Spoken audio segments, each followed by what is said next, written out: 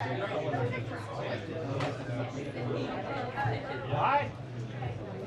afternoon, everybody. Okay. Today I would like to welcome Secretary of Energy Jennifer Granholm back to the briefing room. Secretary Granholm is here to talk about gas prices and Putin's price hike, which you just heard the president talk about just about an hour ago. So we're really glad to have her here. Secretary Granholm flew in over 800 miles. We were counting this up just this morning to be here with all of you to take your questions, because we know how important this is to us and to the president. And so therefore she'll have some brief remarks and then she'll take your questions. Okay. All yours. Great, thank you, Karine. Hi, everybody. So as we all know, the summer driving season is underway, and Americans are paying more at the pump every time they fill up their gas tank. This is a global problem. There are two causes for it, which these high prices derive from. One is, of course, Vladimir Putin's war in Ukraine. Russia is a very high exporter of oil. Because of the invasion of Ukraine, countries like the United States and Canada rightfully have said we are not going to take any Russian oil. Therefore, about 1 million barrels per day have been taken off the market as a result of that. And secondly, the supply and refining capacity constraints that have been created by COVID-19 in the United States, but also around the world. Since Putin's buildup of troops began, our citizens are paying an additional $2 per gallon. And of course, other countries are dealing with this as well. If you went to the UK today for a gallon equivalent, you would be paying $7.71. If you went to France, you'd be paying $8.49. If you went to Canada, you'd be paying over $6 per gallon. If you went to Singapore, you'd be paying over $9 per gallon. This is happening around the world. And President Biden, like all other leaders around the world, are grappling with this for their citizens. And the president is doing everything he can to reduce prices for American families. So as you heard today, the president is calling upon Congress to suspend the national gas tax for the next 90 days. Suspending the gas tax, is going to provide families immediate relief from this Putin price hike. Of course, suspending the federal gas tax on its own will not solve the problem. It's why the president is also doing several other things. One, he's calling upon states as well to consider doing gas tax holidays on the state side. He's urging oil companies to use their profits to increase output. He's calling upon the industry to pass along the decrease in oil prices, which we have seen at the barrel level over the past week, for example, at the pump.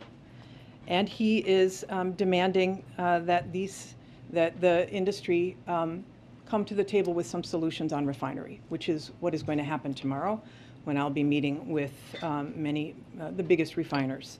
Collectively, we know that these steps will save American families their hard-earned dollars every time they fill up their gas tank.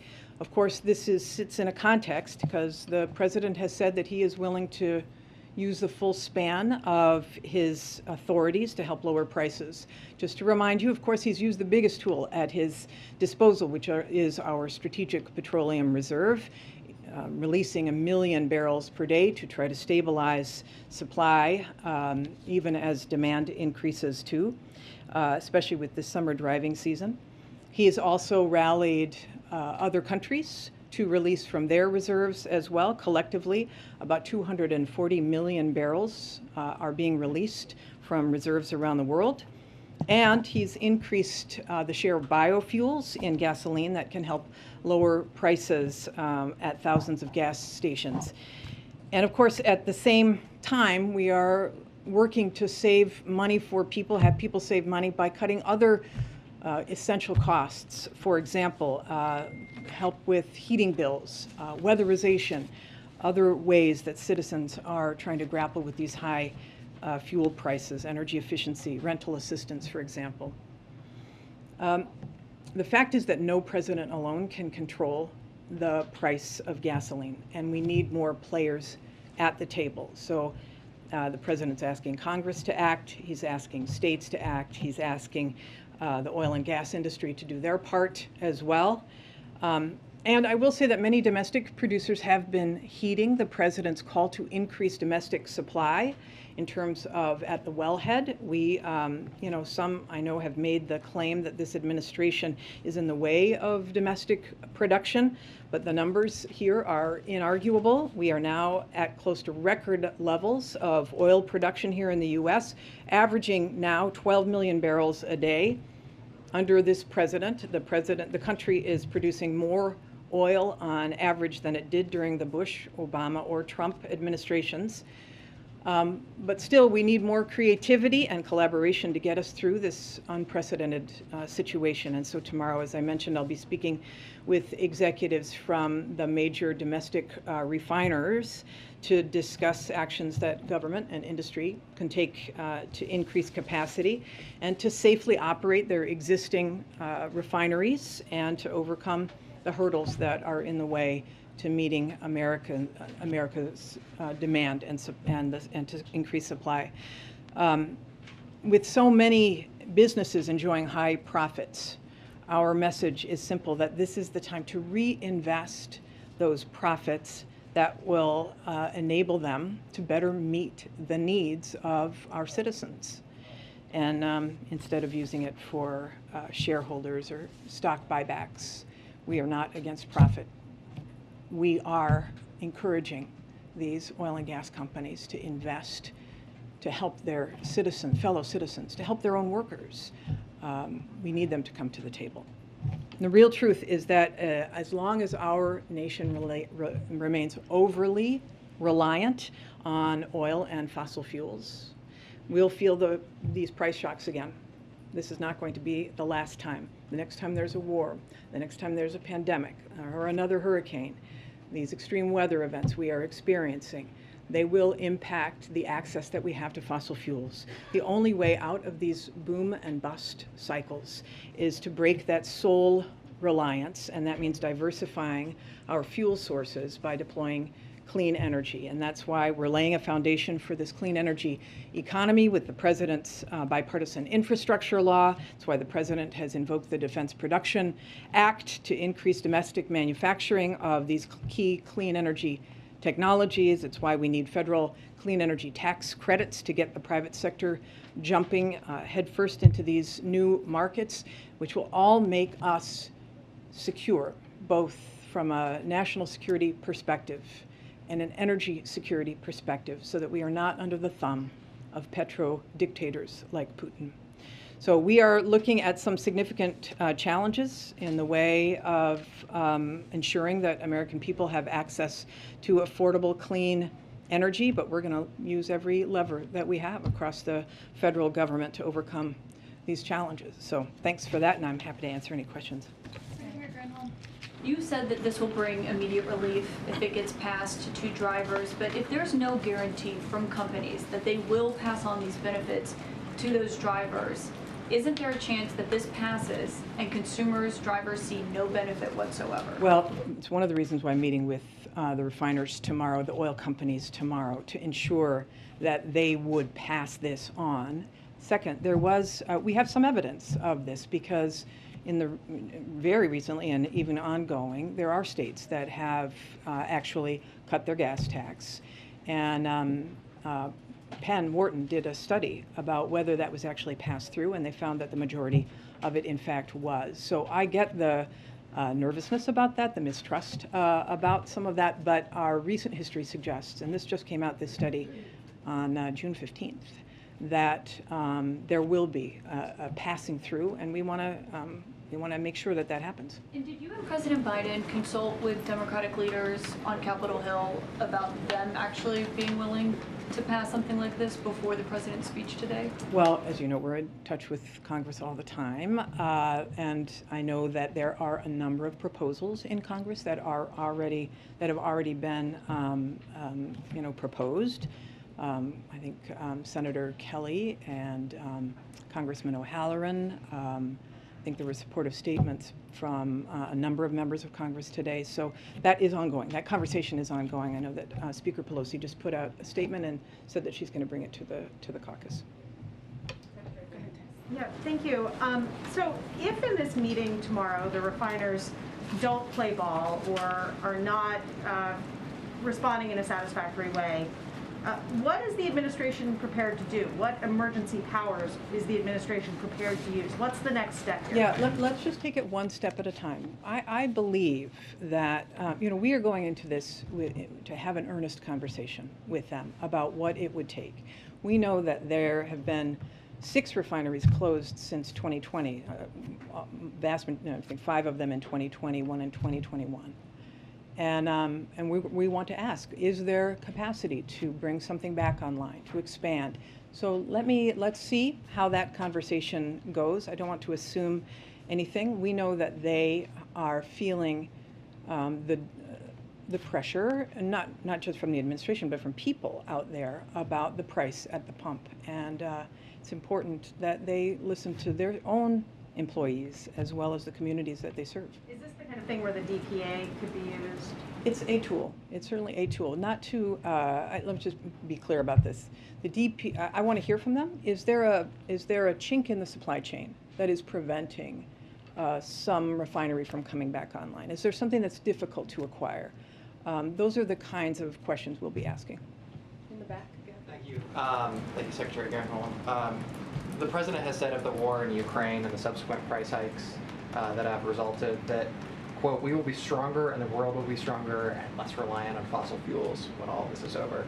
So I'm wondering, does he fear that by pausing the gas tax, that by giving a sort of gas-addicted economy another hit, that he might be slowing that transition away from fossil fuels? I think what he's most concerned about is what real people are experiencing right now in their pocketbooks.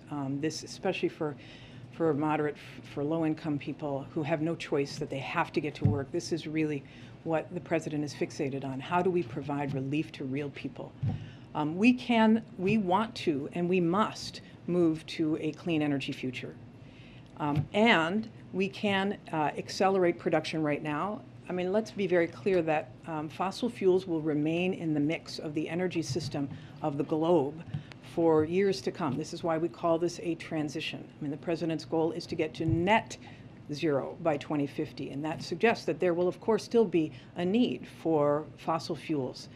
So but we also know that everything we're experiencing in terms of these extreme weather events, we spent $150 billion as a nation last year cleaning up after these extreme weather events that are all fueled by climate change. So we have to do both. And then I guess if you're putting yourselves in the shoes of some of these refiners or some of these oil producers, what guarantee can the administration give them as you're asking them to increase production, that more regulation as you pursue that transition isn't coming down the pipe for them?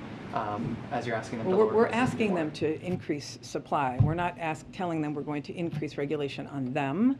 We are hopeful that they will see the opportunity of investing as well in this clean energy future. In fact, a number of these refineries have transitioned to biofuels, and that's good. We want to see them be part of this clean energy future as well. So we want to build more energy. We want to build clean energy, and we know that ultimately that's where our security will lie. Thank you, Secretary. Secretary Granholm, you and the President have framed this war in Ukraine as the primary driver of the spikes in energy costs. That's the largest contributor to overall inflation. But the Fed chairman was on the Hill today, testified, he was asked a question, is the war the primary driver of inflation? And his answer was no. How do you square that? Is he wrong? I didn't hear what he said on that, but I think most people acknowledge that the price of fuel is a big driver of inflation. And in fact, they've put large percentages on it. And so we know that the war in Ukraine, having driven up the price of fuel because it crimps supply. It's a total supply and demand question. We've got to make up for the million barrels per day that have lost. We will have a demand problem when China opens up after COVID. There will be additional upward pressure on supply. This is why we need, not just in the US, but we need globally more supply brought on board. And so His full quote was, "No, inflation was high before, certainly before the war in Ukraine broke out." well, I think most would say that the price of fuel has exacerbated inflation. And is there any concern that this gas tax holiday will increase demand and then thereby increase inflation? Some economists and analysts have been raising that. Yeah, I understand that, and I also know that this president is focused on costs for real people as well, and this cost of gas is the most tangible, most real for people at the pump. So he wants to do everything. He understands the importance of it. He's very concerned about inflation, obviously. It's a top priority. And he's also concerned about this price at the pump, and he's going to do what he can to resolve that. Secretary Granholm, thank you for being here. Senator Manchin said he's not yet a yes on this. Steny Hoyer said he's not sure that they have the votes to pass this. Why is the president proposing something that doesn't have the support of Democrats yet? Well, enough I mean, support to pass. This is a conversation, right? So that conversation is ongoing, and I know that those Democrats are also concerned about the price their constituents are paying at the pump, and Republicans are as well. I mean, that is the issue. So hopefully, in the past, Republicans have introduced a gas tax holiday, and there's no time that's more acute than right now. What is the strategy to get it passed? So the president obviously making this announcement ahead of the July 4th holiday. What is he going to do to get those Democrats and Republicans on board to pass this? And how does he respond to the criticism from some Republicans that this is a stunt because he doesn't have the votes? Well, he's going to be having these conversations with Democrats and Republicans. I would hope that both sides of the aisle are listening to their constituents about getting relief. I think the citizens will be the loudest voice in the room. Okay, you had a question? Yes. Two sort of decision-making questions. One, why 90 days? Is there a belief that after 90 days the market will stabilize? It's the summer driving season is how they were framing this, how the focus was on. And what would be the proposal to Congress to backfill the Highway Trust Fund? Yeah, I mean, And do you have an estimate for how much the 10 trust fund would billion, be hit? about 10 billion. And yeah, clearly we do not want to see the Highway Trust Fund hurt. So the president is asking for Congress to backfill. That could be, obviously, we've seen a $1.6 trillion reduction in the deficit. There are ways to be able to identify the funds to be able to do this. And he's asking that the trust fund be repaid. But is the administration putting forward any proposals? He's having those conversations with Congress. Clint, you still have the first, yeah. Yeah, sure, I do have a question. I do wonder if there is a particular point where the president decides to invoke these emergency powers he's talking about. Is it if gas reaches a certain level? Is it if you don't hear the right things from the administrators? I also wonder about the tone and the timbre of the conversations tomorrow. The president has been very splenetic, critical of them. I wonder what your conversation. Yeah, I mean, honestly, we are going in good faith, asking them this question about what can be done. What would it take? What do you need to open up additional refining capacity? Obviously, they're making huge amount of profits. It's not about funding, but perhaps there is something that they need, some additional help with identifying a supply chain issue. I just don't know. So we'll see. We'll have that. This is an honest, earnest conversation tomorrow asking how can we be partners in providing relief for people at the pump. And are there any hard lines where emergency powers are invoked with gas prices? We have not drawn any lines in the sand at this moment. Okay, two more, Nancy, and then Nandita. Thank you so much, Secretary Granholm, for being here. Just following up on Kristen's question, what do you say to lawmakers who are already calling this federal gas tax holiday a gimmick and saying, best case scenario, it'll save drivers about $20 a month? Well, there's no doubt this is a modest, if it were just the federal gas tax, right, 18 cents is a modest, a modest amount. But if you combine it with, if the states, not all states would do it, but certain states might be willing to, some already have, you combine it with that. If the oil and gas industry is willing to reduce prices to the extent that historically they have when the price per barrel has come down. So for example, right now the price per barrel has dropped about $10 since last week. So it's about 110 roughly dollars per barrel. Normally, when you see that kind of a drop, $10 per barrel, the rule of thumb is that you see a 25-cent drop in the price at the pump. So we're going to be asking why that hasn't happened yet and when that will happen. So there could be some much more significant help. And I will say that the Energy Information Administration has projected that by the end of the third quarter, because the oil and gas industry has increased and is intending on continuing to increase supply, it's not refining, but supply at the wellhead, that we will see gas prices at about $4.37. They are projecting at the end of the third quarter. Now, all caveats aside, because who knows what could happen in the global economy if, the EU, China, et cetera, all of that is still very front of mind. So forecasts are always subject to all of those caveats. But we're hopeful that we will start to see this come down, and this is one step in that direction. Last question. Thank you. Thanks, Karine. Just a quick question on refining capacity, especially when we're talking about sort of asking refiners to produce more. That sort of takes time, right, Secretary? I mean, it's more sort of, appears to be more of a medium-term solution. According to you, how much of an impact do you think that will have immediately on gas prices? Well, this is the question to ask them. I mean, obviously building a new refinery is a much longer strategy, right? But there have been refineries that have been announced to be closed. There are some that have recently closed.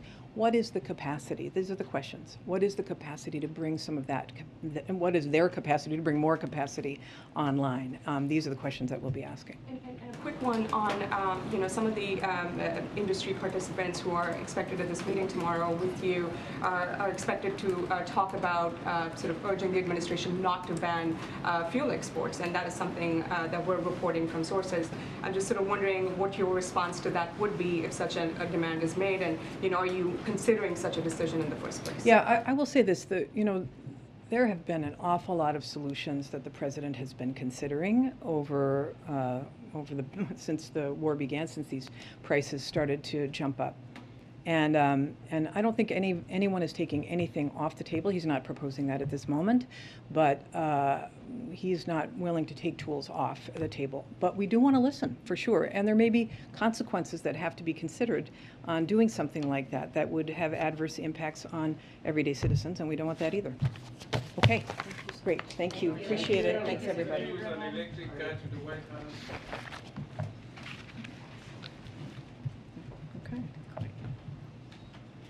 Okay, just have one thing at the top, and we'll take your questions.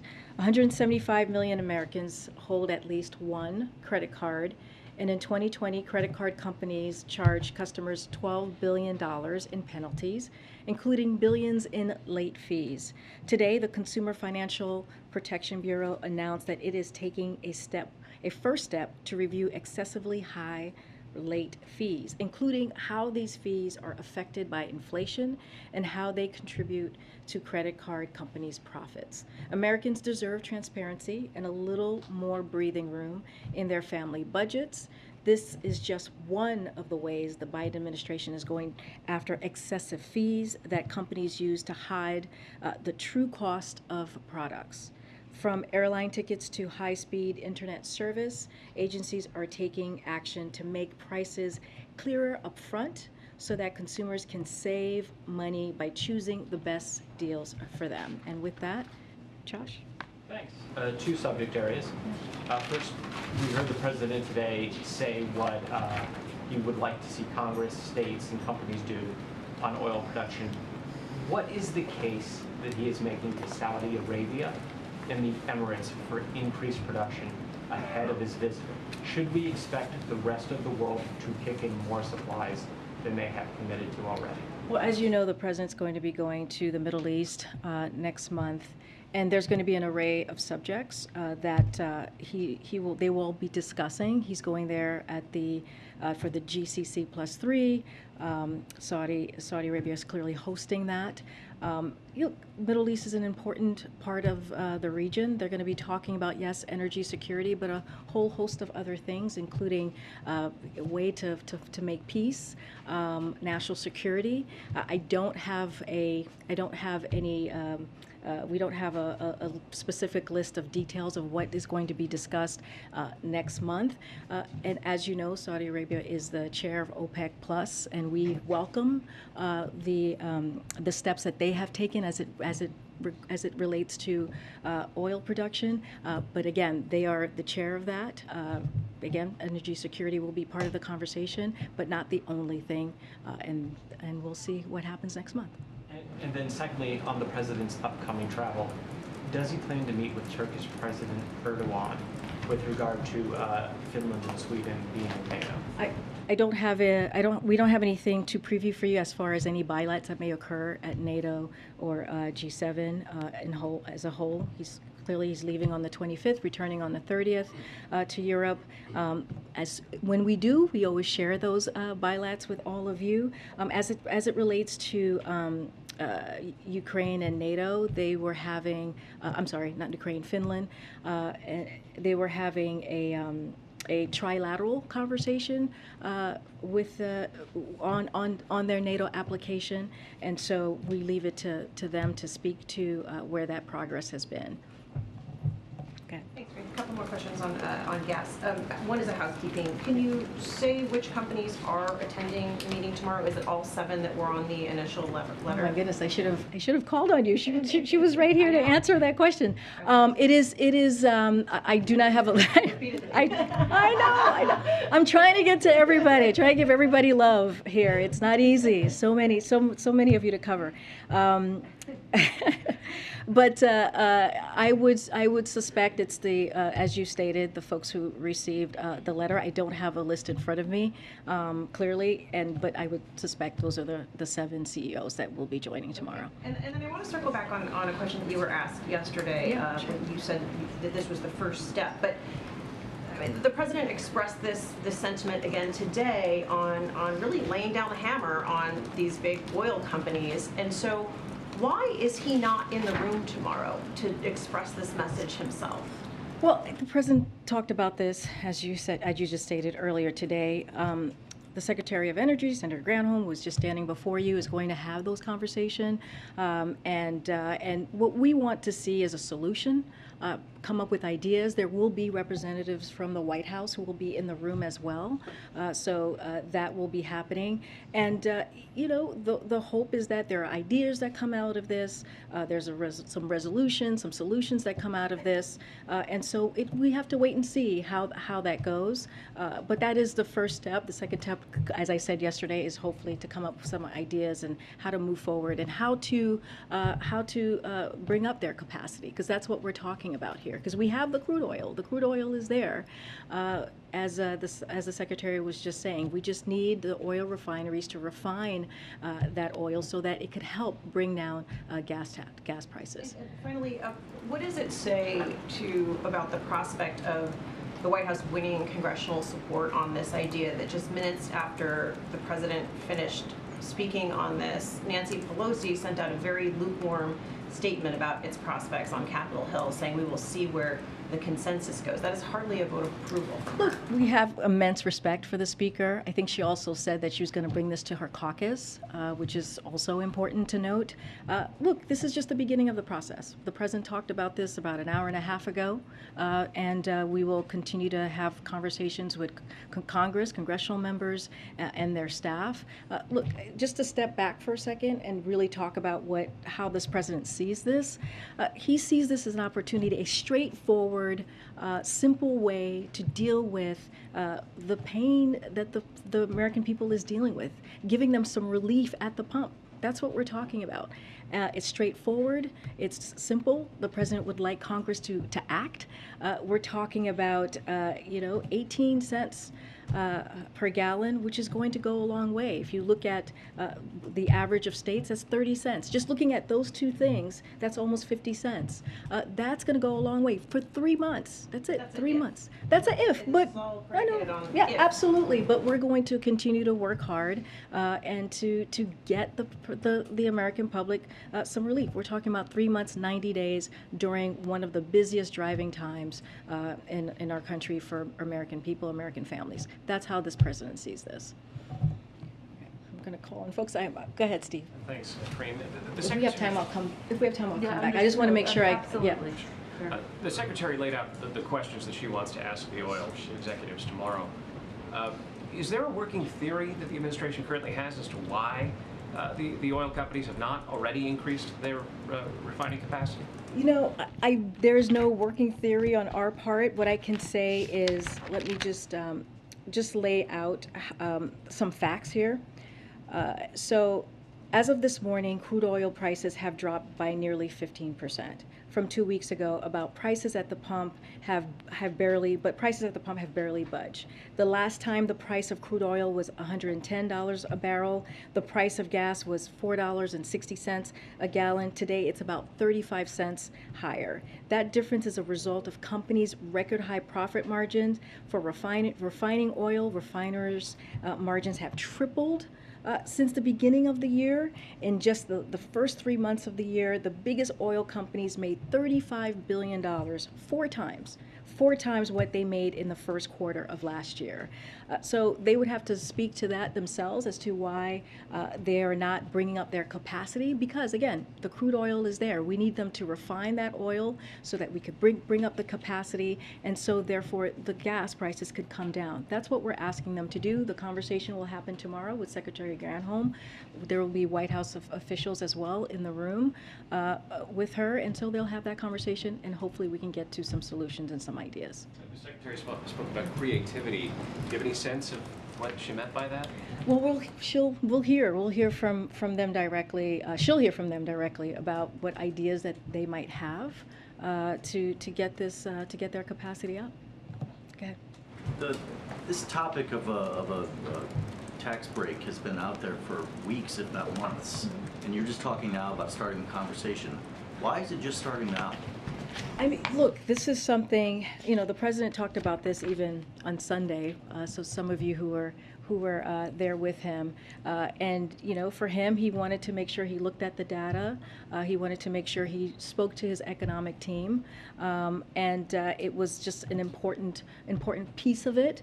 But I do want to take a step back. If we look at the last several months, if we look at what has happened during the time that Putin amassed his forces along the border of Ukraine, we have seen gas prices rise by $2 per gallon. That is just the facts. That is what we have seen, and the president has taken historic action. So yes, it's been a couple of months, but he has taken action. He has not just been sitting around waiting to make a decision on this. He's taken action on the Strategic Petroleum Reserve, where we're seeing 1 million barrels of oil per day. That is happening. The ethanol 15, which is our homegrown biofuels, which he took action on that, and we're hoping to see, what we're going to see is a few thousand gas stations in middle America across the country. Hopefully that has an impact on that as well. And the 240 million barrels of oil that he rallied his partners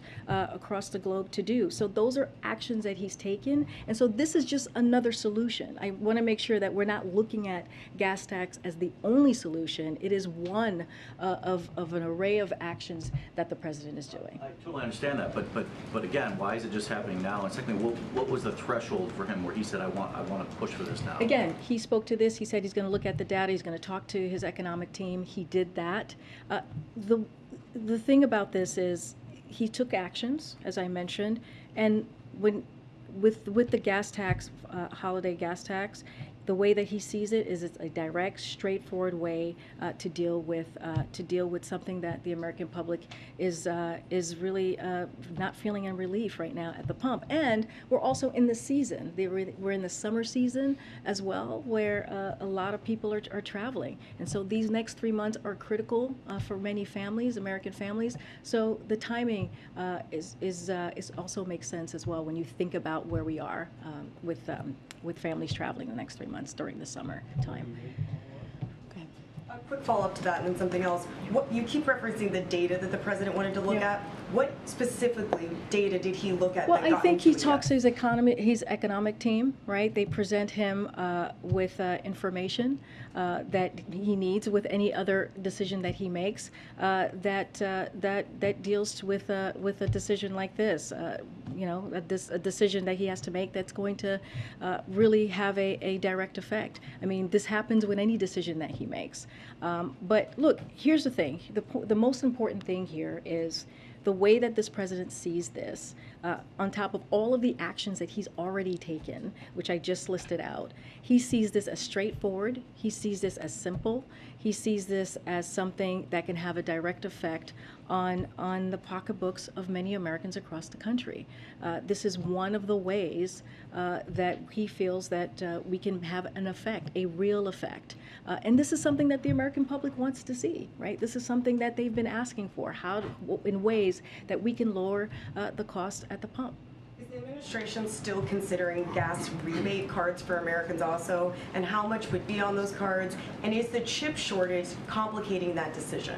I don't have any more on that to share besides, the gas tax holiday. Look, the president is looking at many options.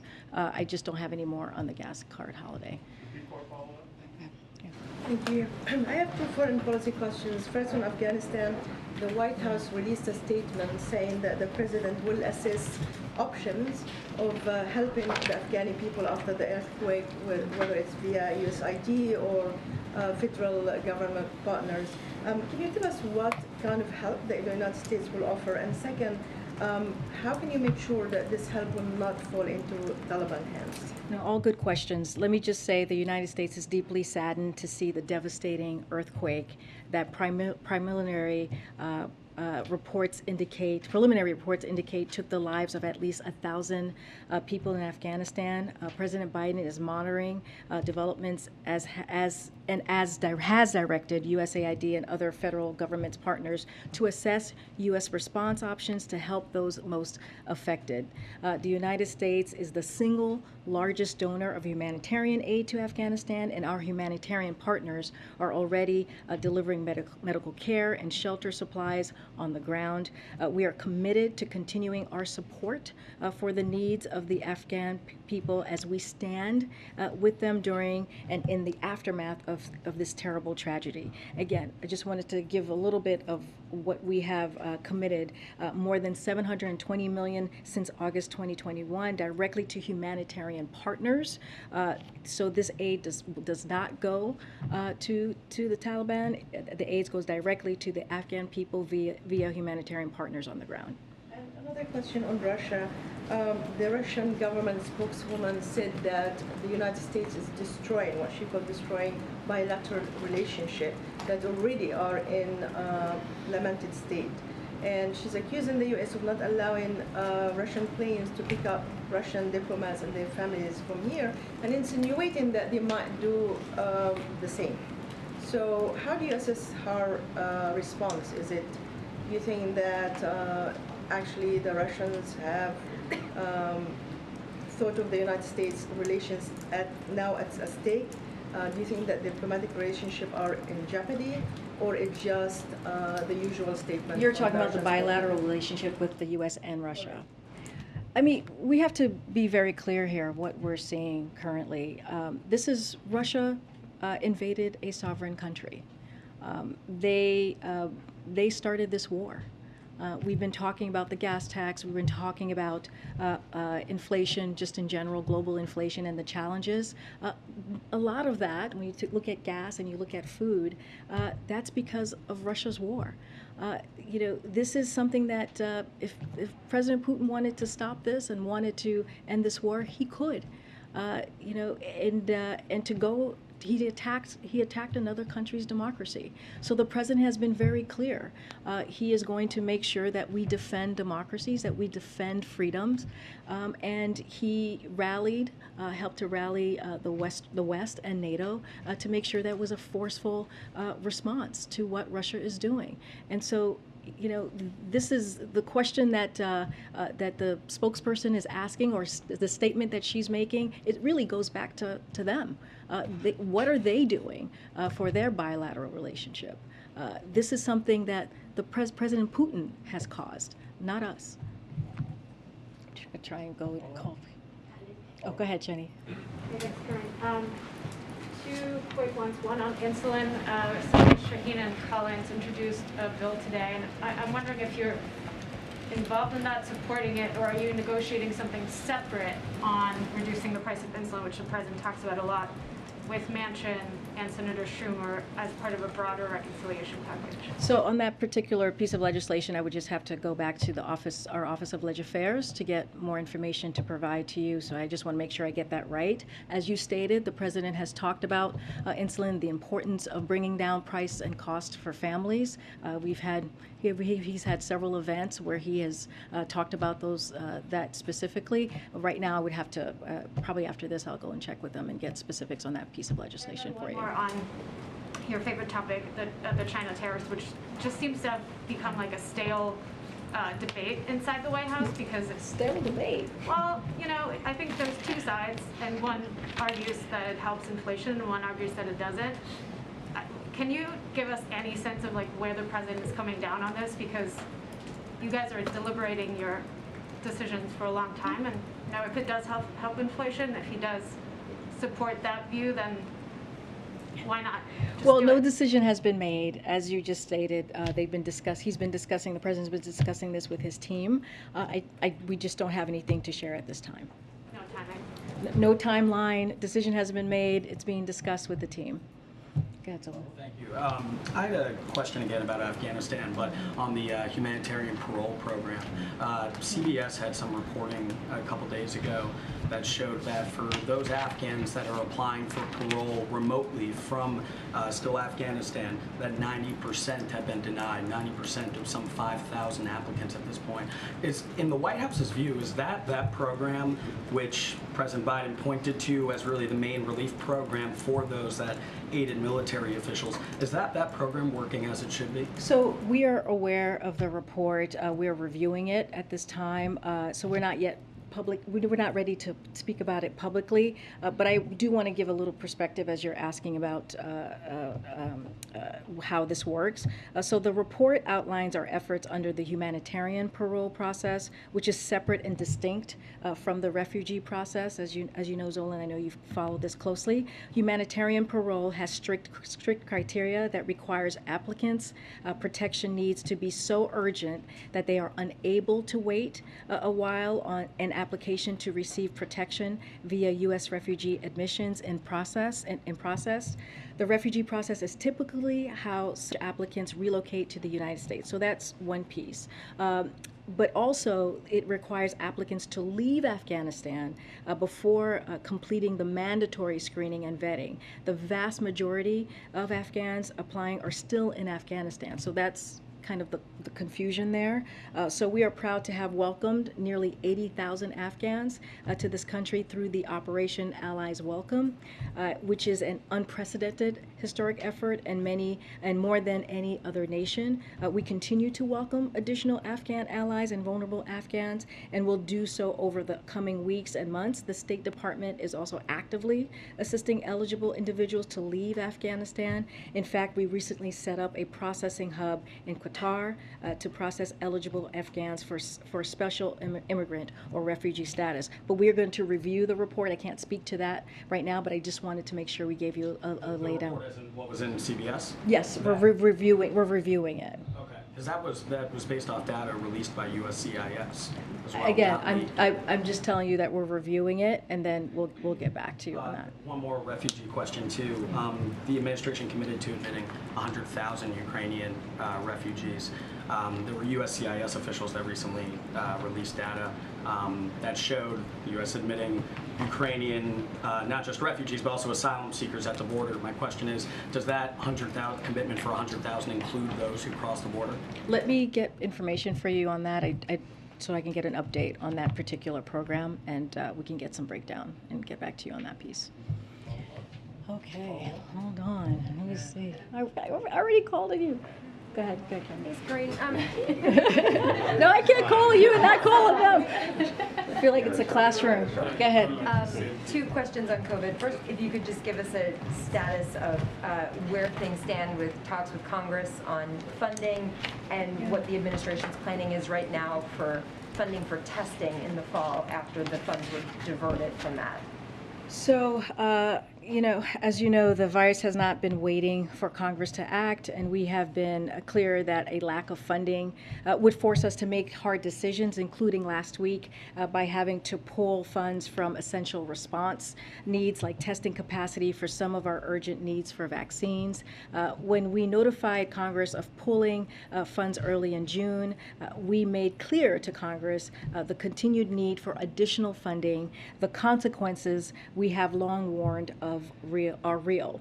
Our fight for COVID funding is active and regular and robust because COVID, as we all know, is not over, and we risk even more severe and lethal consequences for American people if we do not secure this funding, even if members of Congress may think otherwise. And so that was your first part of your question. And what was the second part of your question? The second part is last week during the hearing, one of the Senate Republicans who's been supportive of approving the funding request, Mitt Romney, was expressing frustration at the request now after that funding had been diverted. He had said for the administration to say they could not purchase these things and then after several months divert some funds and then purchase them is unacceptable and makes our ability to work together and have confidence in what we're being told very much shaken to the core. I mean, is this process now sort of spoiled because of the way the administration had done that with that funding? Is there any prospects for this funding to actually get through Congress now? So just to respond to what Mitt Romney said, look, if you go back to January, we've been working with members of Congress, whether it's a Democrat or a Republican, on funding needs for the COVID response. We have been very active in doing that since then. We've hosted countless briefings, conference calls, shared more than a dozen funding tables, all in a bipartisan basis. And these engagements, it has had full account of every dollar that has been spent and allocated on the COVID medical response, and a full accounting of the entire American Rescue Plan, which goes well beyond the direct medical needs. So we have been above and beyond. We have been transparent. We have broken down how we have been spending the funds. We've been doing this for several months. And so the bottom line is every day that Congress fails to act puts us further behind behind other countries in securing that COVID response funding and the resources that we need. And so, again, we have been transparent. We have laid things out. We have had a 385-page document that I know Jen came out and shared it with all of you. And so this is incredibly important. We need Congress to act. We need Congress to move, and we need Congress to act. Thank you. Lawmakers serving on the January 6th committee are getting security details. We've had Supreme Court justices get threats. Is President Biden going to do anything to address these growing threats of violence against public figures? And have there been any security changes here at the White House, given that we're seeing threats on the rise? I can't speak to any security changes here. You guys are here every day, so you see for yourselves. Look, the president has spoken against the violence that we have seen, and the threats, the intimidation that we have seen against Supreme Court justices. He's been very clear. It is inappropriate. It should not be part of our political discourse, and he has condemned that from himself, and also he just recently signed the security funding that's going to be for the Supreme Court justice. He signed that this past Thursday. The jewel news, could you follow up? You addressed the jewel news that it's going Say that one more time. I'm sorry. There are reports today that the FDA is preparing to ban Juul, which is an extremely popular e-cigarette that's used by millions of people, primarily young adults, to stop smoking cancer-causing combustible cigarettes. Is that true? And if so, is the president involved in that decision making? I would refer you to the FDA. I don't have anything for you on that at this time. Go ahead. Two questions, one foreign, one domestic. I'll just follow up on the violence we're talking about. As we get closer to the Supreme Court decision on Roe, there's a group that has been distributing flyers around Washington, D.C., but also across the country and also online called Jane's Revenge that declares there will be a night of rage, looting, burning, rioting if Roe is overturned. What message does this White House have in advance of that ruling as we get closer to it? So, again, violence and destruction of property have no place in our country under any circumstance, and the president denounces this action. Actions like this are completely unacceptable, regardless of our politics. So we have denounced that, and we will continue to denounce any violence or threats.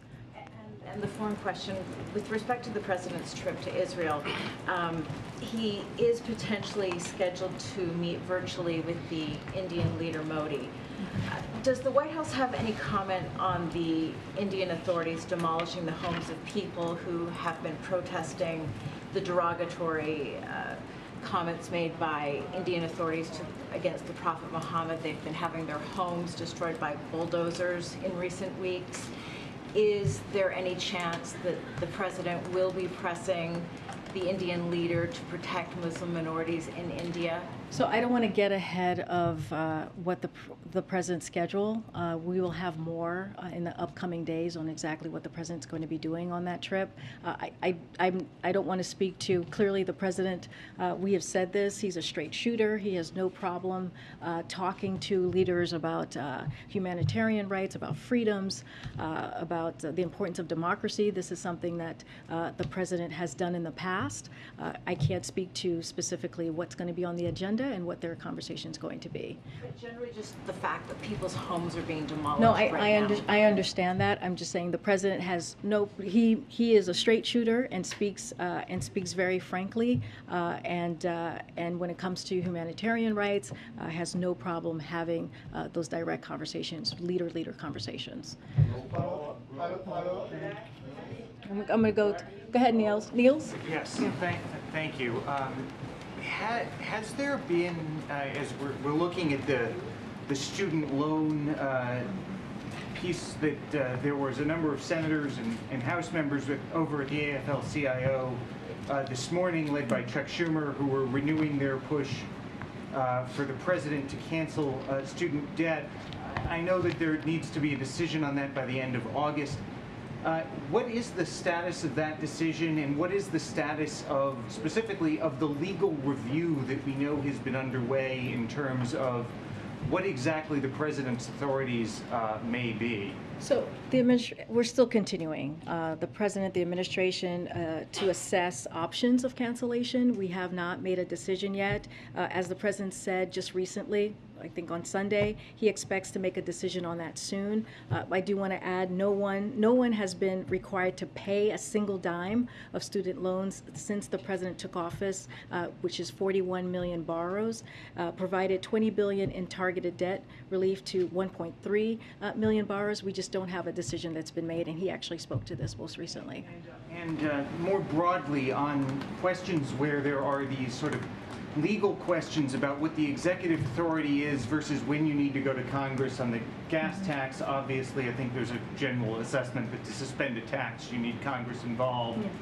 But sort of how much is going on here behind the scenes to try and review options for when you need to go look to Congress for something versus something that can be done at the executive level to help bring down costs and deal with inflation and help people with their pocketbooks? I mean, look, when it comes to the gas tax holiday, the way that the president sees this, it's a simple, straightforward way to deal with an issue that's really hurting families at the gas pump. If you look at the next 3 months, where it is going to be a very busy 3 months of families going on vacation, driving, maybe across the country, whatever families do, it is important that we really have an action and have a reaction to what families are feeling. And so this is the way that the president, when he made the decision, he understood it's a simple, straightforward way. It is 18 cents at the federal level. It is average out 30 cents in states. If oil refineries and companies do their part, that's almost $1 per gallon. So this is real for many people. This is very real for everyday Americans and incredibly important. So the way that the president sees this, he wants to make sure that we do something that the American people are going to feel directly. I think I'm being given the. I'll take one more. One more. Okay. Go ahead, sir. Yeah, you just mentioned that dollar that people would feel that's real. It's 3 months though. Then what do you tell people who are all of a sudden going to be paying $1 more in 3 months? Why build in volatility like that when people are already very anxious about this economy? Well, as the secretary said, we're going to take this step by step. We are, I think, like I said, the next 3 months, the next 90 days is when American families, people are going to be driving the most. And so this is we saw this as an important time to do this now or in this time frame. And so we're going to, the president feels that this is going to have a direct effect. We'll talk more about what the next steps are. The president is not afraid to use his executive authority. We have said that. He said all things are on the table to make sure that we lower cost for American families. So he's going to continue to look at other options. But again, this is not the only solution. This is not the only solution. This is one way to deal with high prices, gas prices in particular. I talked about the Strategic Petroleum Reserve. We talked about the ethanol 15. All of these things are important actions that the president has taken. But for now, with the gas tax holiday, we ask Congress to act. Okay, thanks everybody. Karine, is there any reason you don't want to call on me?